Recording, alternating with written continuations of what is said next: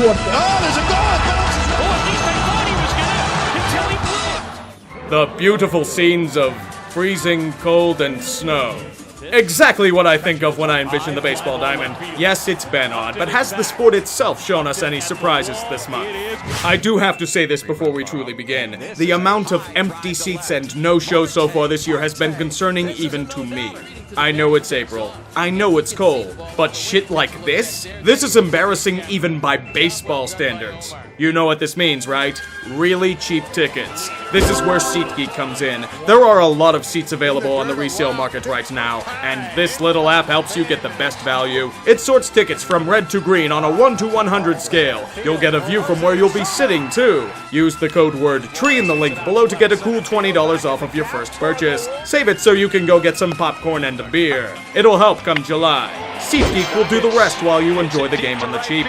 The Yankees aren't doing so hot right now. They are rather distant from the juggernaut we all expected them to be and are in a bit of a pickle. Already far behind the Red Sox and in a dogfight for second place with the Blue Jays. The fans, however, know who is responsible for this failure. Giancarlo. He has struggled immensely at the plate, whose only crown is a strikeout sombrero. The Yankees faithful have responded in kind by booing the shit out of him.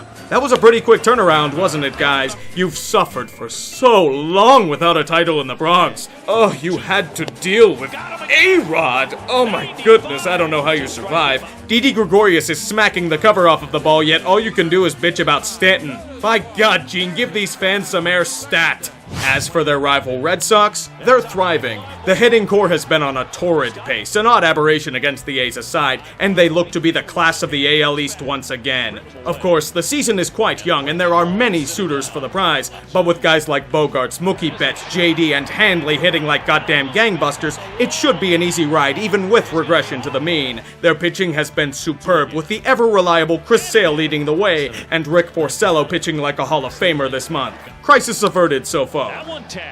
That's where the Blue Jays come into play. They've turned a lot of heads and are off to a strong start. The starting pitching has been suspect, but the bullpen has been one of the best in baseball. Roberto Osuna has channeled his inner Mariano and hasn't given up a run so far this year. The hitting has been full of surprises. Teoscar Hernandez has done nothing but hit since being called up from AAA. Josh Donaldson has been injured, no big deal. Yangervis Solarte can match his production and then some. Granderson and Pierce have been raking at the plate. Does this keep up? Who knows? There are a few players playing over their heads right now, but the starting pitching is due to even out as well. There's a chance for a wildcard berth, which is needed as this may be their last chance with their current core. There is hope again for Canada's team. Let's pray it's legit. The Rays and Orioles, what? You think they're competitive teams this year? That sounds like a laugh and a half. Wake me when the Rays tank more, when the Orioles finally blow it all up. I still have no idea what the hell their endgame is. In the AL Central, it's a bit rough. The only two teams really competing are Cleveland and Minnesota. Cleveland's bats have struggled this month, but have been getting bailed out by excellent starting pitching. They've been on a nice stretch, so they may be getting out of the funk. Even then, the Twins are disappointing so far, escaping the month lingering around 500. There are bright spots. Dozier is still hitting like a beast, and Jose Barrios has been a stud, but a lot of the team is struggling to break out. The fear is if last year was a fluke, they're in trouble.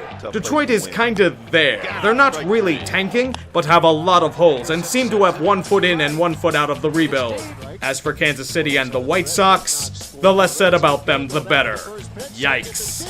The Angels are flying high so far this year. Well, let's not talk about their series with the Red Sox. That's not important. Mike Trout is doing his typical Mike Trout things, destroying baseballs and pitching ambitions alike. The key this year is Shohei Ohtani. He may have had a rough spring, but he has turned into the Japanese Bambino, dominating on both the mound and the plate, although not at the same time. He has just suffered a blister on his pitching hand, which may hinder his performance, but it's still a fascinating story. I don't know if it's going to be enough to beat the Astros, though. They're as hot as ever, with an elite pitching staff led by Garrett Cole and Ground Chuck. My bitterness as a Pirates fan is showing. Gotta give some props to Sean Manaea of the Oakland A's as well. He pitched the first no-hitter of the season against the torrid bats of the Red Sox of all teams. The A's themselves have been decent so far. Crush Davis is smacking home runs left and right, and the two Mats are worthy of keeping an eye on. I just don't know if it's going to be enough to take on the Giants of the division. How long does Jed Lowry keep up with that pace anyway? At least you're better off than the Rangers. Then again, they've got Big Sexy. The dude looks like a goddamn plumber, yet pitched 7 perfect innings against the Astros. Flashbacks to the early 2000s and shit. It might be the only bright spot for the legacy of failure this year. Cherish it. As for the Mariners, I don't know what the hell to think of you guys anymore. I need more time to assess everything. The NL East is surprisingly one of the more competitive divisions in baseball. Leading the charge are the Mets, who despite dealing with more drama from a nearly washed up Matt Harvey are at the top this month. Coming in behind them are the Phillies and the Braves. Seems like there may be some hope for these franchises for once. The Braves have received great production out of Dansby Swanson and Ozzie Albies, but the X factor for them is super-studded prospect Ronald Acuna. If he can make an impact, they may have a chance to make noise this season. That and if their bullpen can manage not to run like a faucet. The Phillies were the trendy hipster pick as a dark horse candidate this year, and they have reinforced it with Rhys Hoskins hitting like a god and Jake Arrieta pitching like he has the past few seasons. They have nice pieces in Nola and Herrera as well, but the team needs more depth if they are to keep this up. Carlos Santana, it's time to step it up, sir. As for the Nationals, they've been pretty damn mediocre so far. This is pretty concerning, since this may be their last shot with Bryce Harper. The hitters are slumping and the bullpen is once again awful for them. I expect a desperation push if things go further south for them. To round out the NL East, let's see how the Marlins are doing. They moved their headquarters to a P.O. box in the British Virgin Islands to avoid lawsuits. Sounds par for the course for this new ownership group. Hope you enjoy that cavern of a stadium that no one is showing up to, Jeets. You deserve it. The NL Central is wide open at this point. Surprisingly, the Pirates were at the top for a bit, but that has cooled off thanks to the hitting falling to shit and the bullpen being very hit or miss. Usurping them are the Brew Crew, led by their new-look outfield and Jesus Aguilar hitting like he's Ted Williams. The bullpen has been rock solid and Unior Guerra has been a stud. Next in line are those lovable Cardinals. Tell me if you haven't heard that one before. Their ability to pull talent out of their ass is uncanny. They are now led by Tommy Pham, Carlos Martinez, and Miles Michaelis, whom pitched in Japan the last few seasons. I expect more bullshit as the year progresses.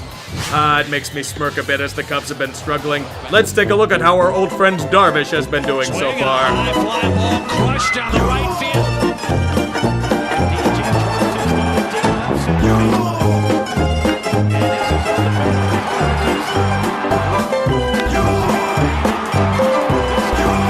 It's like he never left Game 7. The Reds are a new breed of putrid. They have ascended tanking and are now at the point where the tanks are starting to drive themselves off of a ledge. Cincinnati has been relatively awful on both sides of the ball, and it has cost Brian Price and his staff their jobs. No word on if he went on a verbal tirade in the locker room afterwards. Since there is still no hope in Cincy, the question remains if there is enough to keep people interested. Nick Senzel is a top prospect, but who knows if they bring him up? Do they ship off more players or hope they reel everything in together to generate momentum? It's a dark time in Ohio, I will tell you that. The NL West does have a surprise. Not a good one, though. The Dodgers have been mired in futility this season. They are in the infamous 500 limbo and aren't snapping out of it. The hitting has been unseasonably quiet, wasting several excellent performances by Kershaw. Even worse, the usually reliable Kenley Jansen has been a sieve.